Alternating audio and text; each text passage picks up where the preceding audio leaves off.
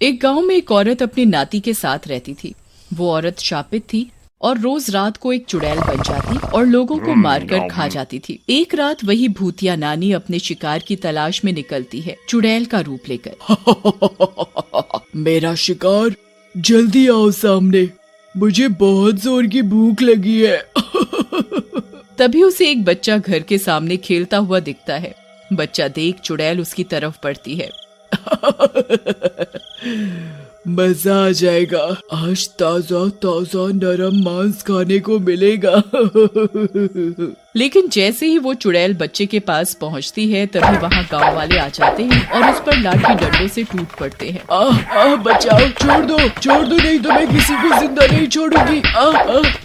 अरे मारो इस चुड़ैल को, बहुत लोगों को परेशान किया है, मारो। थोड़ी ही देर में चुड़ैल गांव वालों की मार से बेहोश हो जाती है। गांव वाले उसे मरा जानकर वहां से चले जाते हैं। तभी उसका नाती मोनू वहां आता है और अपनी नानी की ऐसी हालत देखकर रोने लगता है। नानी, तुम्हें क्या हुआ और गांव वाले तुम्हें क्यों मार रहे थे? चुड़ैल को भी होश आ जाता है। मोनू मेरे बच्चे, इससे पहले कि गांव वालों को ये पता चले कि तेरी नानी ही चुड़ैल है, तू मुझे यहाँ से ले चल, नहीं तो गांव वाले मेरे साथ साथ तुझे भी मार डालेंगे। फिर मोनू वैसा ही करता है और चुड़ैल को गांव से बाहर एक गुफा के अंदर ले जाता है। मोनू मेरे बच्चे, मुझे इसी गुफा में जंजीरों से बांध दे, नहीं तो मैं बाहर जाऊंगी और लोगों को मारूंगी, कहीं तू भी मेरा शिकार न बन जाए। मोनू वैसा ही करता है और अपनी चुड़ैल नानी को लोहे की जंजीरों से बांध देता है। नानी, मैंने तुम्हें जंजीरों से बांध तो दिया है, लेकिन तुम क्या खाओगी और कैसे रहोगी? मेरे बच्चे, मैं एक शापित चुड़ैल हूँ, इसीलिए तू मुझे रोज एक आटे की रोटी में ये शिव का भभूत मिलाकर खिला देना, उससे मेरे अंदर घुसी हुई चुड़ैल भी शांत रहेगी। ठीक है नानी, लेकिन एक बात तो बताओ, तुम्हारा ये हाल कैसे हुआ? बेटा, अभी तू बहुत छोटा है, जब तू बड़ा हो जाएगा तो मैं अपने आप सारी बात बता दूंगी। अब से तू बस मुझे सिर्फ खाना देने आना ताकि मैं जिंदा रह सकूं। उसके बाद मोनू वहाँ से चला जाता है और रोज अपनी नानी के कहे अनुसार एक आटे की रोटी ले आता। धीरे धीरे समय बीतने लगता है और मोनू बड़ा हो जाता है। एक दिन मोनू अपनी नानी के लिए भभूत मिली रोटी ले जा रहा होता है। तभी गांव वालों को उस पर शक होता है और वो उसका पीछा करते हैं।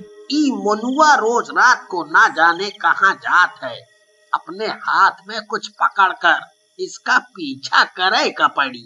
हाँ भैया, रमेश सही कहा तो, वैसे भी इसका इतिहास कौनो ठीक नहीं है। फिर रमेश और हरीश उसका पीछा करने लगते हैं। मोनू गुफा के पास पहुंचकर अपनी नानी के पास जाता है। नानी देखो, मैं आपके लिए खाना लाया हूँ, लो खाओ। चुड़ैल जो कि जंजीरों से बंधी होती है मोनू की तरफ गुस्से से देखती है। इतनी देर हो गई, कहाँ था? तुझे नहीं पता कि मुझे भूख लगी होगी? जल्दी दे, नहीं तो आज तुझे खा जाऊंगी। फिर मोनू वो रोटी नानी को खाने के लिए दे देता है। रोटी को खाकर चुड़ैल का गुस्सा और भूख दोनों शांत हो जाते हैं। उधर गुफा के बाहर खड़े गांव वाले उनकी सारी बातें सुन और देख रहे होते हैं। अरे रमेश, ये तो वही चुड़ैल है जिसको हम सभी ने मिलकर मारा था। लगता है कि मरी नहीं थी रे। तनिक धीरे बोलो हरीश भैया, नहीं तो ये चुड़ैल यहीं पर हम दोनों की पीपनी बजा देगी। नानी, अब तो इतना समय हो गया और मैं बड़ा भी हो गया, अब तो बताओ ये तुम्हारे साथ किसने किया और तुम ऐसे कैसे बन गई? सही कह रहा है मोनू, अब मैं तुझे सारी बात बताऊंगी और उसी के साथ आज का दिन मेरा आखिरी होगा, क्योंकि मैं तेरे बड़े होने का ही इंतजार कर रही थी। उसके बाद नानी अपने चुड़ैल बनने की कहानी मोनू को सुनाने लगती हैं। बेटा, मेरी ये हालत मेरे लालच ने की है। एक बार जंगल से आ रही थी, तभी मुझे कुएं के पास सोने का सिक्का पड़ा मिला और मैंने वो उठा लिया। लालच में मैं अगले दिन भी वहाँ गई, मुझे वहाँ फिर से एक सिक्का मिला। मैं रोज वहाँ उसी जगह पर सोने के सिक्के उठाने लगी, लेकिन मैंने कभी नहीं सोचा कि मुझे उसी जगह पर सिक्के क्यों मिल रहे हैं। फिर क्या हुआ नानी, वो सिक्के कहाँ से आ रहे थे? बेटा, वो सिक्के एक चुड़ैल और उसके शैतान पति के थे। जो उस जगह पर रहती थी। वो मुझे लालच में डालकर मेरे शरीर पर कब्जा करना चाहती थी ताकि वो लोगों को आसानी से मार कर खा सके, और वो उसमें कामयाब भी हो गई। लेकिन वो रात में मेरे शरीर पर कब्जा करती और तेरे नाना जी मुझे बांध देते थे उस वक्त। फिर क्या हुआ नानी? बेटा, फिर तेरे नाना ने एक तांत्रिक को मुझे दिखाया, लेकिन तांत्रिक भी मेरे लिए कुछ नहीं कर पाया। थक हार कर उसने अपने जादू से चुड़ैल के असर को कम करने के लिए रोटी में भभूत मिलाकर मुझे खिलाने को कहा। जब वो चुड़ैल मुझ पर हावी होती है तो वो रोटी मुझे खिलानी होती है। नानी, मैं इस चुड़ैल और शैतान के चक्कर से तुम्हें आजाद कराऊंगा। तुम चिंता ना करो, अब मैं बड़ा हो गया हूँ। नहीं मोनू, नहीं, मैं अब जीना नहीं चाहती मेरे बेटे। मैं बहुत बूढ़ी हो गई हूँ। अगर ये चुड़ैल मेरे शरीर से आजाद हो गई तो किसी बेकसूर को फिर से अपना शिकार बनाएगी। तू एक काम कर, मुझे जला दे, मेरे साथ ये दुष्ट भी जल जाएगी। नहीं नानी, मैं ऐसा नहीं कर सकता। भला मैं अपने हाथों से तुम्हें कैसे जला सकता हूँ? मोनू नहीं मानता और देखते ही देखते नानी पर फिर से उस चुड़ैल का साया आने लगता है। डरावनी आवाजें आने लगती है। मोनू बेटा, मान जा, मुझ पर फिर से चुड़ैल हावी हो रही है। बेटा, सबकी भलाई के लिए भाग जा तू और मुझे जला दे। जा बेटा जा, जल्दी कर। इतने में नानी चुड़ैल बन जाती है और गुस्से में गुर्राने लगती है। मोनू जल्दी से बाहर जाता है और रोते हुए मशाल से गुफा में आग लगा देता है। लेकिन जैसे ही वो बाहर निकलता है उसे रमेश और हरीश मिल जाते हैं।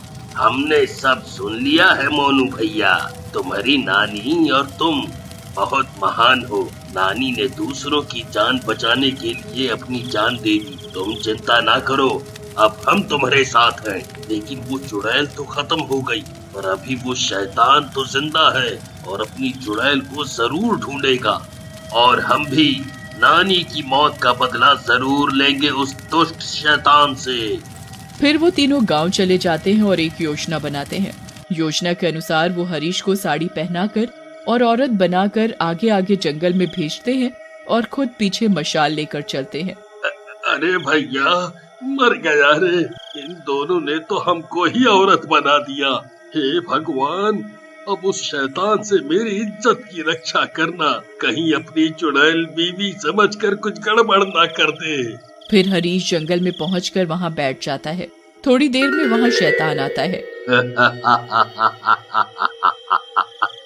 मेरी चुड़ैल, आखिर में तुम आ ही गई। बहुत देर लगा दी आने में। लेकिन हरीश कुछ नहीं बोलता। अरे क्या हुआ प्रीतम, नाराज क्यों हो? मैंने बहुत कोशिश की, लेकिन मैं विवश था। हरीश को गुस्सा आ जाता है और वो साड़ी उतार कर बोलता है, का प्रीतम प्रीतम करे जा रहे हो हैं? और कभी यहाँ छू रहे हो, कभी वहाँ। अरे मैं कोई चुड़ैल बुलैल नहीं हूँ, मैं हरीश हूँ, हरीश, और वो भी मर्द। धोखा, मुझसे धोखा, मैं तुझे जिंदा नहीं छोड़ूंगा। ऐसा कहकर शैतान हरीश को पकड़ लेता है। हरीश चिल्लाता है, अरे दुष्टों, कहाँ रह गए? जल्दी आओ, नहीं तो आज तुम्हारे दोस्त को ये मार कर खा जाएगा। अरे क्या पुलिस वाले हो क्या, जो हमेशा आखिरी में आओगे? तभी वहाँ मोनू और रमेश आ जाते हैं और लाठी और डंडों से शैतान को मारने लगते हैं। लेकिन शैतान पर उनका कोई असर नहीं होता। अरे मोनू भैया, अब तो हम लोग गए, ये शैतान हम तीनों को मार डालेगा।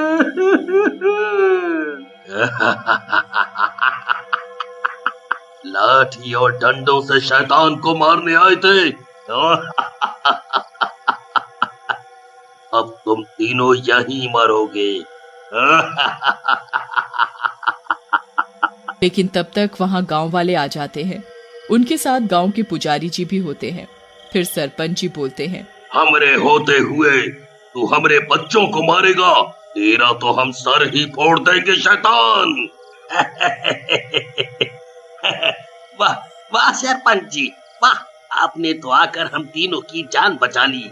लेकिन आपको कैसे पता कि हम यहाँ हैं? अरे मैं तुम्हारी तलाश में थोड़ी न था, मैं तो उस सुंदर औरत की तलाश में यहाँ आया था जो गांव में से इसी तरफ आई थी, और वो तो मिली नहीं, तुम 3 मनहूस मिल गए। तभी शैतान हरीश का गला दबाने लगता है। बहुत हुआ मजाक, अब तुम सब गांव वाले मरोगे, पहले इस हरीश को मारूंगा। लेकिन तभी पुजारी जी उस पर शिव जी का चरणामृत फेंकते हैं और शैतान जलने लगता है।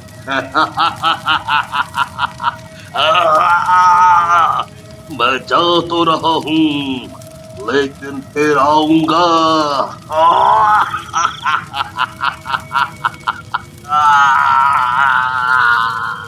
थोड़ी ही देर में शैतान जल जाता है और फिर मोनू उसके सारे सोने के सिक्के गांव वालों में बांट देता है।